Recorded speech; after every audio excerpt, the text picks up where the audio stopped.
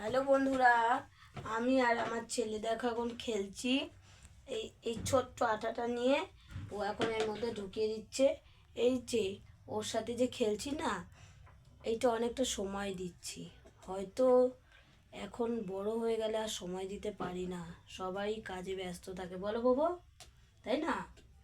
তাই তো? হ্যাঁ, পড়াশোনায় ব্যস্ত হয়ে যাবে, তাই জন্য এই ছোট বয়সটায় ওর সাথে বেশি করে খেলছি আর ওকে অনেক সময় দিচ্ছি। আর আমাদের ভিডিও আমাদের 4জনার ভিডিও তোমাদের কেমন লাগে তোমরা আমাদের না কমেন্ট করবে, কমেন্ট করবে, লাইক করবে, শেয়ার করবে, আমাদেরকে বলবে, ঠিক আছে? আর তোমাদের ঘরে যদি ছোট ছোট বাচ্চারা থাকে তাদেরকেও অনেক সময় দেবে। হয়তো দামি জিনিস কিছু নাই দিতে পারলে, কিন্তু সময়টা কিন্তু অনেক দামি। একটুখানি সময়ের জন্য কিন্তু অনেকজন অনেক অপেক্ষায় বসে থাকে। তাই জন্য আমি বিকেলবেলায় তো 5টা থেকে 8টা কাজ করি, আর বাড়িতে এসে আমি আমার ছেলেকে পুরো সময়টা দিই। সারাদিন দিই, কিন্তু খুবই বদমাশি তো করেই। ছেলেটা ছোট, খেলতে ব্যস্ত থাকে, সব সময় লাফালাফি, খাওয়া দাওয়া কিচ্ছু করতে চায় না। তারপরে ওইভাবেই ওর চলে। এই খেলাধুলা নিয়ে একটু পড়াশোনা করাই।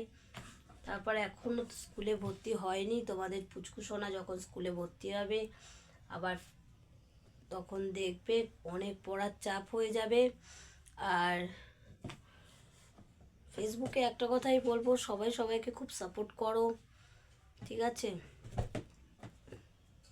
আর বাড়িতে বাচ্চা থাকলে বাচ্চার সাথে অনেক সময় দেবে, যাতে বাচ্চা অ্যাক্টিভ হয়। আমরা বিভিন্ন রকম খেলাধুলো সব কিছু করি। আমার 3টে বাচ্চা আছে, আমার একটা, জায়ের 2টো। আমার কাছেই 3টে বাচ্চা সারাক্ষণ থাকে, পড়াশোনা বলো খেলাধুলা বলো আমার সাথেই করে। আর ঘুরতে যাওয়াটাও আমরা একসাথেই করি, কারণ ওরা তো আমাকে ছাড়া থাকে না। পার্কে বলো, বাজারে বলো, যেখানে বলো ওদেরকে নিয়ে যায়। আরও 10টা মানুষ ওদেরকে চেনে। ধরে দিয়েছো? এই যে ওর গাড়ি দাঁড় করাচ্ছে, ঘোড়ার গাড়ি। এবারে ঘোড়াটাকে দাঁড় করিয়ে এবার ওরও ব্যবস্থা। এই পাশে ঠেলে দাও, এই পাশে ফেলো। এই পাশে নেই, এই পাশে নেই, এই পাশে।